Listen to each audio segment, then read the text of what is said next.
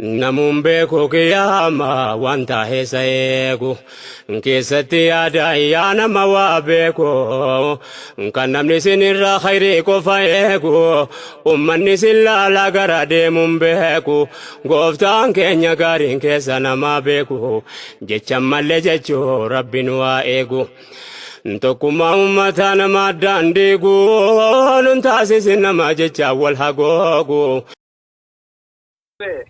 Abbaa abdii warri inni barreessaa jiru hundi warra dhugaati annin beeka. Warri abbaa abdii barreessaa jiru an warra kijibaan barreessu jirus nin beeka Mubaarak.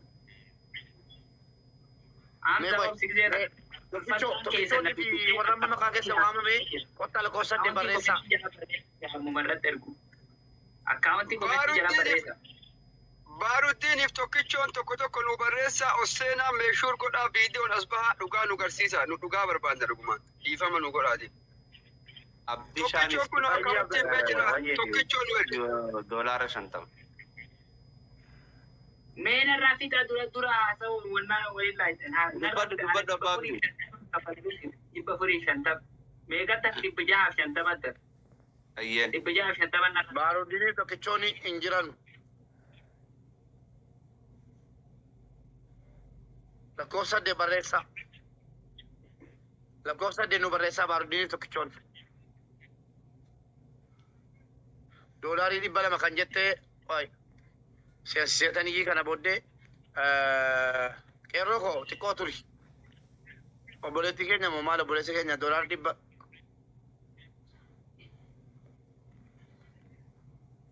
doolaarii 200 kan jettee galmeeffadhu waan seenu. maaliif hin seenne? ol seenaa mee ol seenaa.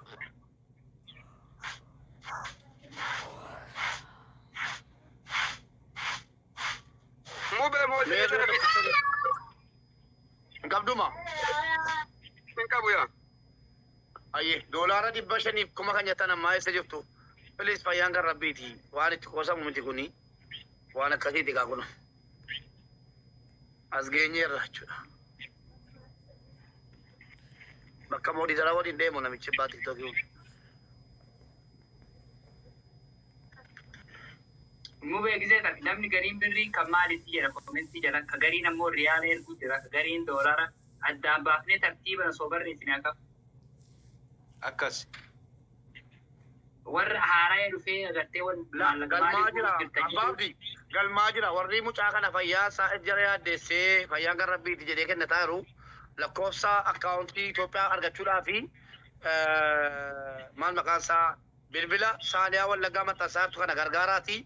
yeroo si WhatsApp irratti haa jettanii ofiisinii kenna. kan abbaa abdii amma dura hin galchine duwwaadha. alaa kun.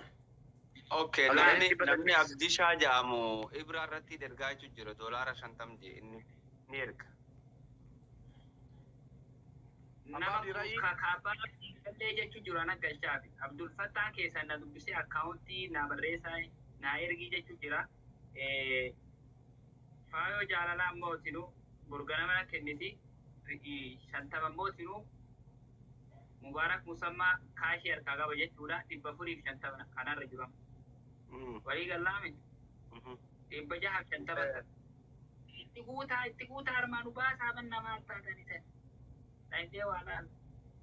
obboleesso waa tokko wala dhadhaa wala jinnii wala jaankaan jiru kana booddee addaa kaase namni si jaallatu kana qofa waan asiin jedhe qofa dhagahiiti hin deemin mana hin badin harafuu man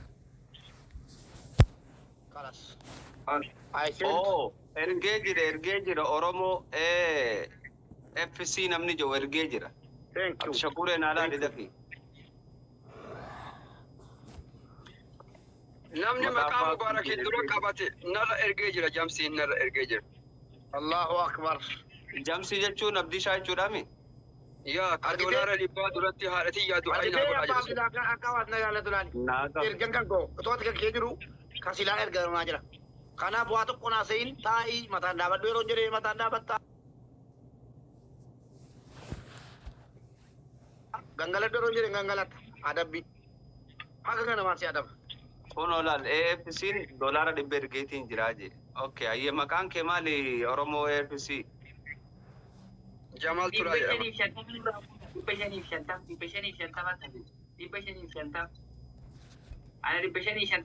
Udu, I said it too. We have the cash app. We have the cash app. Namni cash app. Kuno, the cash app is right here. Abdul Shakur 202. You can send it on this cash app. Koya Abdul Shakur kajana jiru. Koya Oromo kottu sen.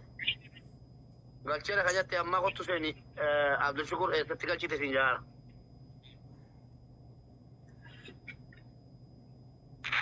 Lakkoofsa saddeet barreessi bee Oromoo. Lakkoofsa saddeet barreessi Hussein. Kaamma ergeera jedhee meerree Qoy. Yeah. Taphni koo jaadhaati. Eessatti ergite jechuu jira Abdul Shakur waan ta'eefi ola galu Oromoon. Abdishaan ergee jira. Wanni irratti ergee. Ibraan irratti. Assalamu alaikum. Walaikum salam. What's up, my guy? Dora di ba ibu wala pa mabruk ki vergeti jira. Argate bi. Yes, email le jira kargadhe ya. Ay kaibsa apa ibsa mo shantama bodan irga kara na turkin kabu dora na shantama narate afi bodan irga kan ka shantama apa ibsa Kanatti si beeka, my guy. Maqaa kiyyaanoo kiyyaan ergitu ati maal jechuun akkam ganna qabda? Maqaa eenyutu ay inshallah abo gara kesa de bujira wallahi roba jeba bujira beta traka de bujira Oromoo maqaa eenyutu erge. Maqaa keeti erga joodaan dhibba. Allahu akbar. Galatoomni. ama mo apa ibsa mo dora na shantama bodan irga apa ibsa dora na shantama bodan irga Hin ergite wallahi. na turkin kabu Orra siyu sun namni qalbii jaamu doolaara dhibba ergee jira. Maqaa mubaarakiin apa ibsa follow back maqaa abbaa biitiin 25 maqaa aliyyiitiin 25 doolaara dhibba akkasitti ergee jira namni qalbii jaamu haa galatoomu. galatoma ummati afile du'a ka gota ni fille galatoma inshallah Galatoomni. Ulfaadhu olii biqilii ulfaadhu galatoomeetis. ay Ulfaadhoo nagaa liibii kan jedhamu.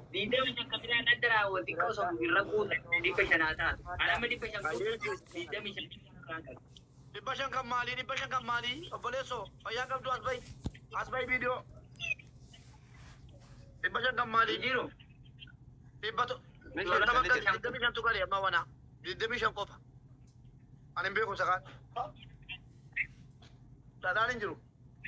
Du'ee kaan. Shantama sirraa kabale obboleessoo. Dhaagai shantama sirraa kabale. Digdami shan obboleessa keenyan sirraa kabale. Meeqa? 75. Dhibba tokko sibira jiranitti kan gurbaa. 175 qofa qabda. 175 qofa qabda. 800 25 bakka buutee fuudhi kabale. Sana booda dhadhaa jinnii gaafadhu. Uummanni dhadhaa si gaafachuu malee jechuudha. Dhagaa afaan si kaa'ee dhadhaa si gaafata. Kunoo nama si jaallatu hin qabdu obboleessa.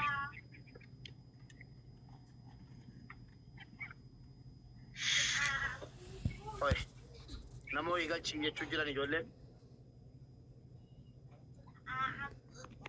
Ichuma thank you. Ichuma wanni jechaa jiru makiinaa biyya kaafattee.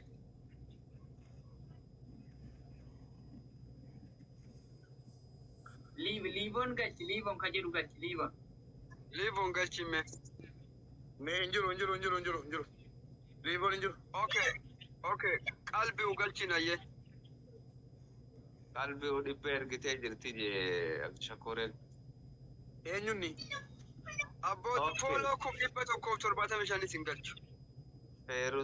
Feerusaallee dhibbechaa jirti. Feerusaa eenyurraa kannaa jirta? Maqaa abbaa abdiitiin kannaa jirta moo namni gargaaraa jirru moo obboleessa keenya kan dhukkubsate information update goona moo footoo isaanaa kaayuu takka. Namni gargaaraa jirru obboleessa keenya ka ammaa si gartan kana laalaa footoo sana. Namni obboleessa qabu, namni abbaa qabu, namni ilmoo qabu haa gargaaru. Namu followera keenya kan jala jiruun gartee nurraa kafalaa hangana nurra kaayanii jechaa jirra. Abbaa abdiitii sangarra kaayanii jira homarra keenya. Maqaa abbaa abdiitiin jettan malee namni gargaaraa jirtan isaa akkasii hubadha. Followerri abbaa abdii irraan tana kan maqaa isaatiin dhufee bakka tanatti dhaabbatee gargaare abbaa abdii foloo isaanii deebisa isallee gartee saahiba walitti taatan jechuu kasii hubadhaa. Obboleesso abbaa abdii wayii namni jaallatu hin jiru.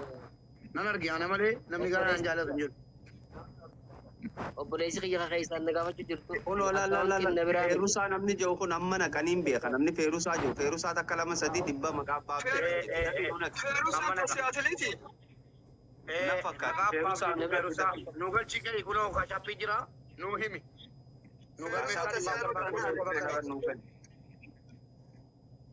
Akkasii gargaarsi kun jiruuf anaaf kan nuti jirtanii anaa miti akkaawuntii xiyyaa miti akkaawuntii kun as jala jirti laal akkaawuntii as jalaa fudhaa warri keessaan nagaafachuu jirtan gargaarsi xiyyaa miti maqaa xiyyaan kan netan malee obboleessa galatoma obboleessa hedduu galatoma ulfaadha.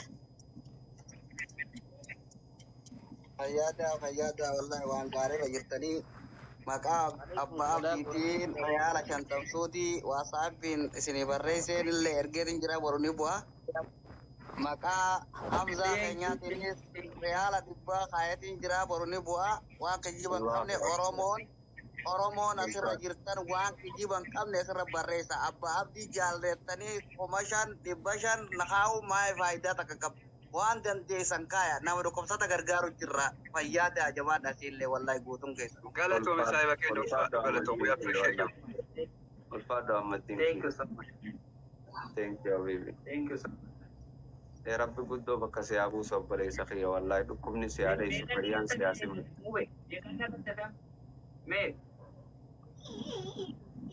Ibrahim lakkoofsa ko barreessime. Wanni nu godhaa dhimma shakuura kiyya yoo jiraatte nama amma nu naqaa jiru. Sirra ga'ee jira. Ayyee mee abbaa abdiin beeka galee hin galle mallee. 500 Egypt mubeetti nin kenna injiinar fooloo si deebisee jira lakkoofsa keenyaa ergii ammuma si dawalee bornatti fidda fooloo na godhu. Dhukkubsataa gargaarta obboleessa kiyya namni amma abbaa abdiitii mi dhukkubsataa gargaarta. Warra maal gargaaru jirtanii maalirra jirtanii maali eenyu waa guuruu jirta warra jedhu viidiyoon agarsiise nama fayyaan ta'in qajeelu. Uummanni fayyaa ta'uu maal ta'a? Viidiyoon dhagee agarsiise irra dhaabbatu nama kanaa jedhiin hin amanu nama gariin hin gattu. Viidiyoon dhagee. Assalamu alaikum.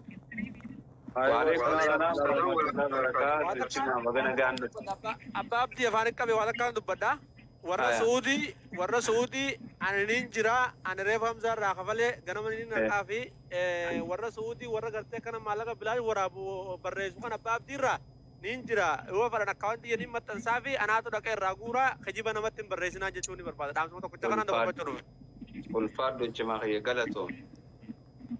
Galatooma takka masaraa jechuun dhufe nin jira akkaawuntii yoo fadhan hin dabarsaa fi yookaan nagaafatanii naatu irraa guura maqaa kijibaatiin naman doorisina namaa dhukkuba namaatiif guuruutirraa waan hin taane wajjin waan hin taane barreessanii maqaa abbaa abdiitiin asirra nun doorisina abbaan abdiin jaalattan taanaan irraa galcha yoo irraa hin galchine nu yaamaa nuti warra Suudii isinirraa fuun annin jira kun qopheesseetiin jira makiinaa kiyya kaafatee taa'e isinirraa fuun. Ulfaadhu cimaa kiyya naa galatoom. Akka itti fatanaan isin hin jaa nagaan bulaa khalaas jabaadha. Na ulfaadhu leenca kiyya galatoom abshir. Abshir foloo naa deebisaa isin hundinuu keessaanis. Abshir cimaa kiyya abshira. Ayyee.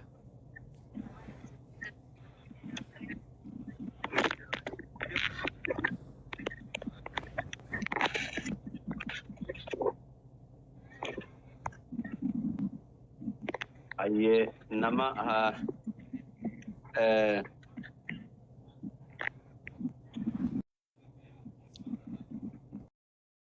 Namuun beeku kiyyaama wanta heessa eegu keessatti yaada yaa nama waa beeku kan namni sinirraa khayrii qofa eegu ummanni sin laala gara deemuun beeku gooftaan keenya gaariin keessa nama beeku jecha malee jechuu rabbiin waa eegu.